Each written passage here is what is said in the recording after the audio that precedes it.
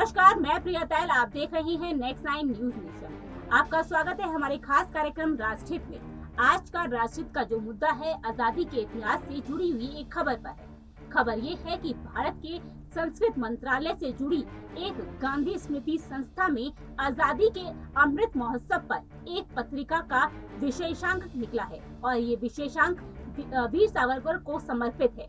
अंतिम जन नाम की इस पत्रिका में वीर सावरकर के स्वतंत्र आंदोलन से जुड़े 12 लेख प्रकाशित किए गए हैं, जबकि महात्मा गांधी के ऊपर सिर्फ 3 लेख हैं। विवाद ये है कि कांग्रेस सावरकर को हिंदुत्व की विचारधारा का पोषक मानते हैं, तो वहीं महात्मा गांधी को समावेशी भारत का। वहीं अगर अब इस पत्रिका में लिखे लेखों को लेकर कई सवाल उठाए जा रहे हैं, लेकिन सवाल ये है कि आखिर वीर सावरकर की भूमिका वीर से विलन की कैसे बन गई। देखिए हमारी इस खास रिपोर्ट में। विनायक दामोदर सावरकर हिंदुस्तान के स्वतंत्र संग्राम का एक ऐसा नाम है जिसे नजरअंदाज करना मुश्किल है, जिसे भूलना मुश्किल है। सावरकर ने 1857 के बाद देश में राष्ट्रभक्ति की एक ऐसी ज्वाला जलाए रखी थी जिसने भारत को अंग्रेजों से आज़ादी दिलाने में काफ़ी मदद की। वीर सावरकर के इन बलिदानों को गांधी स्मृति एवं दर्शन समिति की पत्रिका में लिखा गया है। चलिए इस पहले समझते हैं कि ये विवाद कहाँ से शुरू हुआ।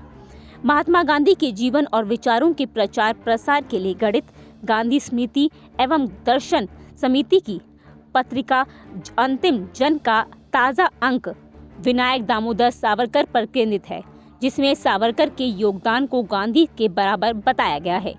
समिति के उपाध्यक्ष ने पत्रिका में लिखा है कि सावरकर का इतिहास में स्थान और स्वतंत्र आंदोलन में उनका सम्मान महात्मा गांधी से कम नहीं है।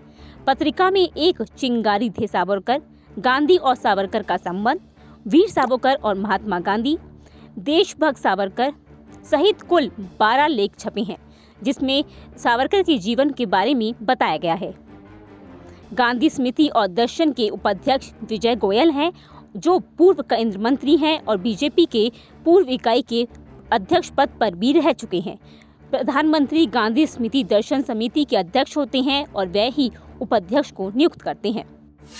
अब सवाल ये है कि आखिर वीर सावरकर की वीर से विलन की भूमिका कैसे बन गई।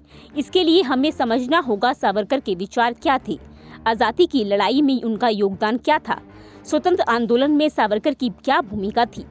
कई बुद्धिजीवी और गांधीवादी सावरकर को विलन की भूमिका में देखते रहे हैं। ऐसे में एक तबका उन्हें स्वतंत्रता का वीर कहकर पुकारता है, तो कुछ लोग उन्हें उग्र और कट्टर हिंदुत्व का जनक मानते हैं। सावरकर ने हिंदू धर्म और हिंदू आस्था से अलग राजनीतिक हिंदुत्व की स्थापना की थी।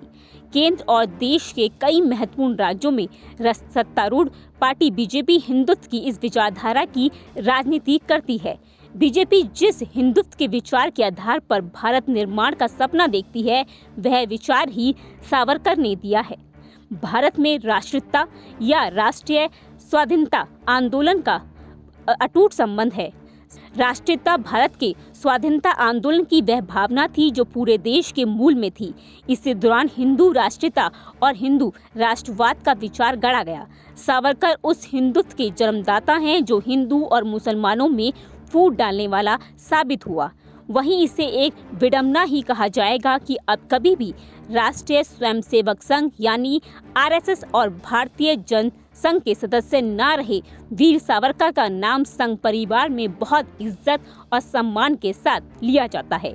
साल 2000 में वाजपेयी सरकार ने तत्कालीन राष्ट्रपति KR नारायणन से पास सावरकर को सर्वोच्च नागरिक सम्मान भारत रत्न देने का प्रस्ताव भेजा था, लेकिन उन्होंने उसे स्वीकार नहीं किया था।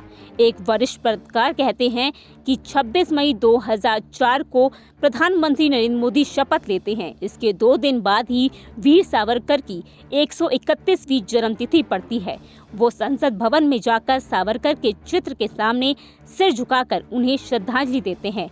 हमें मानना पड़ेगा कि सावरकर बहुत ही विवादास्पद शख्स थे। वहीं नथुराम गोडसे ने 1948 में महात्मा गांधी की गोली मारकर हत्या कर दी थी। पूरे महाद्वीप को हिला देने वाली इस हत्या के 8 आरोपी थे, जिनमें से एक नाम सावरकर का भी था। साल 1948 में महात्मा गांधी की हत्या के 6 दिन बाद विनायक सावरकर को गांधी की हत्या के षड्यंत्र में शामिल होने के आरोप में मुंबई से गिरफ्तार कर लिया गया था। हालांकि उनके खिलाफ ये सबूत साबित नहीं हो सका था कि उन्हें, जिसके बाद उन्हें फरवरी 1949 में सबूतों के अभाव में बरी कर दिया गया था। लेकिन उन पर गांधी की हत्या की शक की सुई कभी हटी ही नहीं। कपूर कमिश्नर की रिपोर्ट में ये साफ कहा गया है कि उन्हें इस बात का यकीन नहीं है कि सावरकर की जानकारी के बिना गांधी हत्याकांड हो सकता था। इतना ही नहीं, अपने राजनीतिक विचारों के लिए सावरकर को पुणे के एक कॉलेज से सस्पेंड कर दिया गया था। साल 1910 में उन्हें नासिक के कलेक्टर की हत्या में संलग्न होने के आरोप में लंदन में गिरफ्तार कर लिया गया था। कई सालों तक सावरकर किसी न किसी रूप में अंग्रेजों के कैदी रही। उन्होंने 25 साल की 2 अलग अलग सजाएं सुनाई गई और सजा काटने के लिए भारत के से दूर अंडमान यानी काला पानी भेज दिया गया था।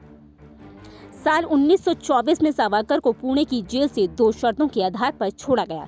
एक तो वो कि किसी राजनीतिक गतिविधि में हिस्सा नहीं लेंगे और दूसरे वो रत्नागिरी के जिला कलेक्टर की अनुमति किए बिना जेल से बाहर नहीं जाएंगे। Bureau report, next 9 news nation.